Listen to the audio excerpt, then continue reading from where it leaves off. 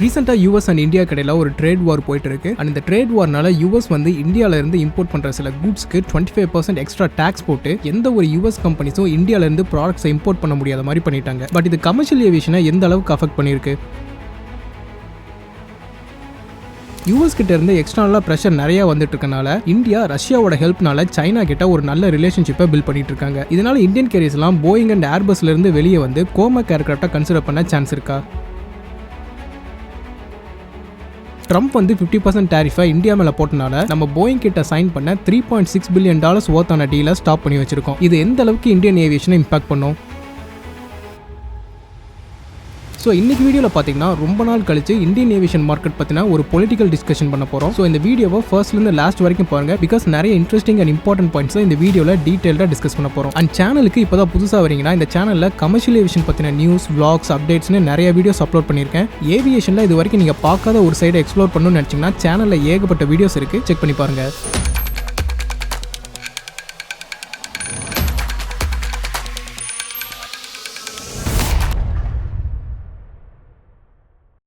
ரீசெண்டாக India and US கடையில் ஒரு ட்ரேட் வார் போயிட்டு இருக்கு. அண்ட் இந்த ட்ரேட் வார்னால யூஎஸ் வந்து இந்தியாவிலேருந்து இம்போர்ட் பண்ணுற சில கூட்ஸுக்கு 25% டாக்ஸ் போட்டு எந்த ஒரு யூஎஸ் கம்பெனிஸும் இந்தியாவிலேருந்து ப்ராடக்ட்டை இம்போர்ட் பண்ண முடியாத மாதிரி பண்ணிட்டாங்க. இது மட்டும் இல்லாமல் குளோபல் மார்க்கெட்டில் யூஎஸ் வந்து ஒரு பெரிய ஆயில் சப்ளையர். பட் நம்ம யூஎஸ் கிட்ட இருந்து ஆயில் வாங்காம ரஷ்யா கிட்ட இருந்து வாங்கிட்டு இருக்கனால அதுக்கு பெனால்ட்டியா ஒரு 25% டாக்ஸ் போட்டு இப்போ டோட்டலாக 50% டாக்ஸ்ல வந்து நிற்குது. ஸோ இப்போ ஏதாவது ஒரு யூஎஸ் கம்பெனி இந்தியாவிலேருந்து ஒரு ப்ராடக்ட்டை வாங்கி யூஎஸ்ல விற்கணும்னா அந்த ப்ராடக்ட்டோட ப்ரைஸை பே பண்ணுறது மட்டும் இல்லாமல் எக்ஸ்ட்ராவாக 50% பே பண்ணணும். இப்போ ₹1000 மதிப்புல ஒரு பொருளை யூஎஸ் கம்பெனி வாங்குறாங்கன்னா எக்ஸ்ட்ரா 50%, அதாவது டோட்டலா ₹1500 பே பண்ணி தான் வாங்குற மாதிரி இருக்கும். இதனால என்ன பிரச்சனைனா இந்தியால இருக்க small and medium size business affect ஆகுறது மட்டும் இல்லாம நம்மள சுத்தி இருக்க கண்ட்ரீஸ் லைக் ஸ்ரீலங்கா, பங்களாதேஷ், பாகிஸ்தான் இவங்க எல்லாருக்குமே ஒரு காம்படிட்டிவ் அட்வான்டேஜ் கிடைச்சிருது. நம்ம ₹1500 விற்கிற ஒரு பொருளை அவங்க ₹500 வித்தா கண்டிப்பா எல்லா யூஎஸ் கம்பெனிஸும் அங்கதான் போவாங்க. ஸோ நிறைய பிசினஸ் லாஸ் ஆகுறதுனால ஹோல் இந்தியன் எக்கானமி அஃபெக்ட் ஆகும். இப்போதைக்கு இந்தியால இதுதான் சிச்சுவேஷன். பட் இதனால இந்தியன் ஏவியேஷன் மார்க்கெட் அஃபெக்ட் ஆகியிருக்கா? பேசிக்காக கமர்ஷியல் ஏவியேஷனில் ஏர்லைன்ஸ்க்கு 2 டிஃப்ரெண்ட் ஆப்ரேஷன்ஸ்லேருந்து ரெவன்யூ வரும். ஒரு செட் ஆஃப் ரெவன்யூ வந்து பேசஞ்சர்ஸ்க்கு செல் பண்ணுற டிக்கெட்ஸ்லேருந்து வரும். இன்னொரு செட் ஆஃப் ரெவன்யூ வந்து கார்கோ ஆப்ரேஷன்ஸ்லேருந்து வரும். இப்போ யூஎஸ் போட்ட 50% டேரிஃபில் பேசஞ்சர் ரெவன்யூ பெருசாக அஃபெக்ட் ஆகல. ஏர்லைன் கஸ்டமர்ஸ்க்கு செல் பண்ணுற டிக்கெட்ஸ்லையும் டாக்ஸ், சர்சார்ஜ்னு நிறைய காஸ்ட் இன்க்ளூட் பண்ணுவாங்க தான். பட் இந்த 50% டேரிஃப் அதுக்கு அப்ளை ஆகாதனால பேசஞ்சர் ரெவன்யூல ஒரு இம்பாக்டும் இல்லை. ஆனால் இந்தியாவோட ஏர் கார்கோ இண்டஸ்ட்ரி இந்த பிரச்சனையில அடி வாங்க சான்ஸ் இருக்கு. பிகாஸ் இந்த டாக்ஸ் இன்க்ரீஸ் பார்த்தீங்கன்னா மோஸ்ட்லி ஃபேஷன் பேஸ்ட் ப்ராடக்ட்ஸ் மேலே தான் போட்டிருக்காங்க. அண்ட் இந்தியா மேனுஃபேக்சர் பண்ணி எக்ஸ்போர்ட் பண்ணுற ப்ராடக்ட்ஸ்ல இந்த ஃபேஷன் பேஸ்ட் ப்ராடக்ட்ஸ் எல்லாமே டாப் பொசிஷன்ல இருக்கு. அண்ட் இந்த ப்ராடக்ட்ஸ் எல்லாத்தையுமே ஏர் கார்கோ மூலமா தான் டிரான்ஸ்போர்ட் பண்ணிட்டு இருக்கோம். ஸோ இதோட எக்ஸ்போர்ட் இப்போ கொஞ்சம் கொஞ்சமா குறைய போறனால இந்தியன் கேரியர்ஸோட கார்கோ ரெவன்யூ, அதாவது இப்போதைக்கு ஏர் இந்தியா மட்டும் தான் யூஎஸ் ஆப்ரேட் பண்றாங்க. ஸோ அவங்க யூஎஸ் ஃபிளைட்ஸ்ல கார்கோ ரெவன்யூ அடிவாங்க தான் செய்யும். பட் இந்தியன் ஏவியேஷனை பொறுத்தவரை நம்ம கிட்ட பெருசா இன்டர்நேஷனல் ஏர்லைன்ஸ் எதுவும் இல்லாதனால கமர்ஷியல் ஏவியேஷன் வந்து one of the unaffected sectors கீழே தான் வரும். பிகாஸ் இந்தியன் எக்கானமி வந்து ஏர் இந்தியா கொண்டு வர கார்கோ ரெவன்யூ டிபெண்ட் பண்ணி கிடையாது. ஸோ ஏர் இந்தியாவை யாருமே கண்டுக்காதனால இப்போ போட்ட டேரிஃப் வந்து கமர்ஷியல் ஏவியேஷனோட ரெவன்யூ ஃப்ளோக்கு ஒரு பெரிய பிரச்சனையே கிடையாது. ஆல்சோ ஏர் இந்தியா வந்து ரீசெண்டா நிறைய யூஎஸ் ஃபிளைட்ஸ்லாம் கேன்சல் பண்ணிட்டு இருக்காங்க. ஸோ இது வந்து அவ்வளோ பெருசாக அஃபெக்ட் ஆன மாதிரி எனக்கு தெரியல.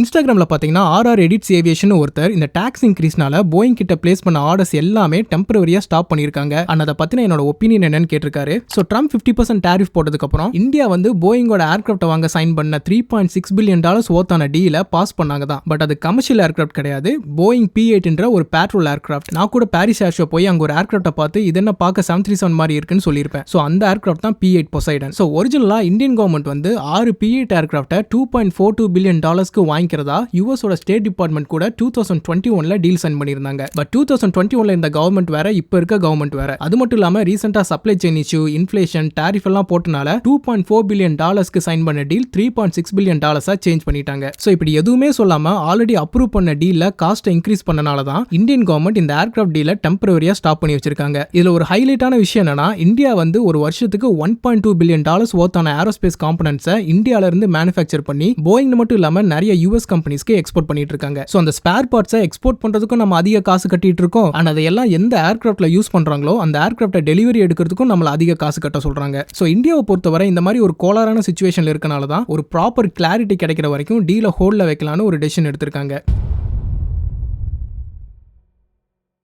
இந்தியா பாத்தீங்கன்னா ரீசெண்டா ரஷ்யாவோட ஹெல்ப்னால சைனா கிட்ட ஒரு நல்ல ரிலேஷன்ஷிப்பை பில்ட் பண்ணிட்டு இருக்காங்க. நம்ம ட்ரெடிஷனலி டிஃபென்ஸ்க்கு தேவையான எக்யூப்மெண்ட்ஸ் எல்லாம் ரஷ்யா கிட்ட இருந்து தான் வாங்கிட்டு இருக்கோம். ஃபைட்டர் ஜெட்ஸ், மிசைல் சிஸ்டம், சப்மரைன்ஸ்னு எல்லாத்தையுமே மாஸ்கோ தான் நமக்கு சப்ளை பண்ணிட்டு இருக்காங்க. ஸோ டிஃபென்ஸ்க்கு எப்படி ரஷ்யா இருக்கோ அதே மாதிரி கமர்ஷியல் ஏவியேஷனுக்கு நம்ம சைனாவை கன்சிடர் பண்ணா எப்படி இருக்குன்னு ஒரு சின்ன ஹைபோதசிஸ். ஏன்னா சைனாவோட கமர்ஷியல் ஏவியேஷனை பொறுத்தவரை கோமேக் ஏர்கிராஃப்ட் இப்பதான் கொஞ்சம் கொஞ்சமா குளோபல் மார்க்கெட்ல எக்ஸ்பெண்ட் ஆகிட்டு இருக்கு. ரீசெண்டா ஏர் ஏசியா கூட கோமேக் ஏர்கிராஃப்டா பல்க் டெலிவரி எடுக்கிறதுக்கு பேச்சுவார்த்தை பண்ணிட்டு இருக்கிறதா ஒரு நியூஸ் வந்துச்சு. ஸோ இந்த டைம்ல நம்ம இந்தியன் கேரியர்ஸும் கோமேக்கை கன்சிடர் பண்றதுக்கு எந்த அளவுக்கு பாசிபிலிட்டி இருக்குன்னு பார்க்கலாம். இந்தியன் ஏவியேஷன் மார்க்கெட்டை பொறுத்தவரை போயிங் அண்ட் ஏர்பஸ் தான் ஒரு டாமினேட்டிங் ஸ்பேஸ்ல இப்போதைக்கு இருக்காங்க. அண்ட் ஒரு ஈகோ சிஸ்டமே இந்த ரெண்டு மேனுஃபேக்சரர்ஸை சுத்தி தான் நம்ம கிரியேட் பண்ணிருக்கோம். ஸோ சடனா இவங்க ரெண்டு பேருமே இல்லாம ஒரு ஃபாரின் ஏர்கிராஃப்ட் மேனுஃபேக்சரர் கன்சிடர் பண்ணணும்னு சொன்னா எம்ப்ரேயர், ஏடிஆர், பொம்பார்டியர் இந்த மாதிரி தான் போக பாசிபிலிட்டிஸ் இருக்கே தவிர கோமேக்கை கன்சிடர் பண்றதுக்கு ரொம்ப ரொம்ப கம்மியான பாசிபிலிட்டிஸ் தான் இருக்கு. கோமேக்கும் சைனீஸ் மார்க்கெட்ல கமர்ஷியலா ஒரு அளவுக்கு சக்சஸான ஏர்கிராஃப்ட் தான். பிகாஸ் ஷார்ட் பீரியட் ஆஃப் டைம்ல போயிங் அண்ட் ஏர்பஸ் மாதிரி ரெண்டு பிக் ஜெயின்ஸ் கூட கம்பீட் பண்றதுங்கிறது சாதாரண விஷயம் கிடையாது. கோமேக்கோட C919, ARJ21 எல்லாம் இப்பதான் கொஞ்சம் கொஞ்சமா நிறைய ஏசியா பேஸ்ட் ஏர்லைன்ஸ் டெலிவரி எடுத்துட்டு இருக்காங்க. இந்த ஏர்கிராஃப்ட் எல்லாமே டைரக்டா 737 அண்ட் A320 மாதிரியான ஏர்கிராஃப்ட் கூட கம்பீட் பண்ண கிரியேட் பண்ண ஏர்கிராஃப்ட். பட் வெஸ்டர்ன் ரெகுலேட்டரி பாடிஸோட சப்போர்ட் அண்ட் அப்ரூவல் இல்லாம கோமேக்னால குளோபல் மார்க்கெட்ல ஒரு பெரிய இம்பாக்டை கிரியேட் பண்ணவே முடியாது. நீங்க அந்த ஏர்கிராஃப்டோட ஆர்டர் புக்கை பார்த்தாலே தெரியும், நிறைய சைனீஸ் ஏர்லைன்ஸ் தான் இருப்பாங்க. அண்ட் இப்பதான் ரீசெண்டா ஒரு இந்தோனேஷியன் ஏர்லைன் டெலிவரி எடுத்தாங்க. பட் இது மட்டும் இந்தியன் ஏர்லைன்ஸை கோமேக்கை கன்சிடர் பண்ண வைக்கிறதுக்கு ஒரு ஸ்ட்ராங்கான என்டோஸ்மெண்ட் கிடையாது. சைனீஸ் மார்க்கெட்ல அந்த ஏர்கிராஃப்ட் டெலிவரி எடுக்கிறாங்கன்னா லோக்கல் கவர்மெண்டோட இன்ஃப்ளூயன்ஸ் கண்டிப்பா இருந்திருக்கும். அண்ட் ஹோம் பேஸ்ட் மேனுஃபேக்சரரை சப்போர்ட் பண்றதுக்காகவும் அவங்க ஆர்டர் பண்ணிருக்கலாம். பட் இந்த கோமேக்ன்ற பிராண்டுக்கான குளோபல் அக்செப்டன்ஸ் ஸ்டில் பெண்டிங்ல தான் இருக்கு. அன்டில் இந்த ஏர்கிராஃப்ட் வெஸ்டர்ன் மார்க்கெட்ல என்டர் ஆகிற வரைக்கும் இந்தியன் கேரியர்ஸ் இந்த ஏர்கிராஃப்ட்டை கன்சிடர் பண்றதுக்கான வாய்ப்பு ரொம்ப ரொம்ப கம்மியா தான் இருக்கு. மேபி இப்போ ரீசெண்டா பீஜிங் அண்ட் நியூ டெல்லிக்கு இடையில ஒரு நல்ல ரிலேஷன்ஷிப் பில்ட் ஆகிட்டு இருக்கு. ஸோ கவர்மெண்ட் கிட்ட இருந்து பிரஷர் வந்தா வேணா கன்சிடர் பண்ணுவாங்களே தவிர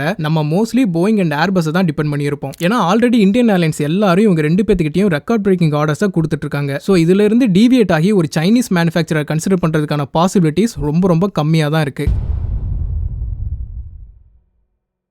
ஸோ இந்த வீடியோவை நான் இதோட கம்ப்ளீட் பண்ணிக்கிறேன். இந்த வீடியோ பற்றின உங்கள் தாட்ஸ் ஆர் ஏதாவது டவுட் இருந்துச்சுன்னா கீழே கமெண்ட்ல சொல்லுங்க. அண்ட் கமர்ஷியல் ஏவியேஷனில் இதே மாதிரி நான் வேற ஏதாவது டாபிக் பற்றி பேசணும்னு நினச்சிங்கன்னா அது கீழே கமெண்ட்ல ஆர் இன்ஸ்டாகிராமில் ஒரு மெசேஜை சென்ட் பண்ணுங்க. நான் அதை பற்றி ஒரு டீட்டெயில் வீடியோ போடுறேன். ஆல்சோ உங்களுக்கு ஜாப் ஆர் எஜுகேஷன் ரிலேட்டடாக கொஸ்டின் இருந்துச்சுன்னா கீழே டிஸ்கார்ட் சர்வர் லிங்க் இருக்கும், அதில் ஜாயின் பண்ணி ஒரு மெசேஜாக சென்ட் பண்ணுங்க. நீங்கள் கேட்குற கொஸ்டின்ஸ்க்கு நான் மட்டும் இல்லாமல் நிறைய பேர் ஆன்சர் பண்ணுவாங்க. ஸோ அவ்வளோதான் இந்த வீடியோ. இந்த மாதிரி ஏவியேஷன் பற்றின நியூஸ், vlogs, அப்டேட்ஸ்னு சேனலில் நிறைய வீடியோஸ் போட்டிருக்கேன். இன்ட்ரெஸ்ட் இருந்தால் செக் பண்ணி பாருங்க.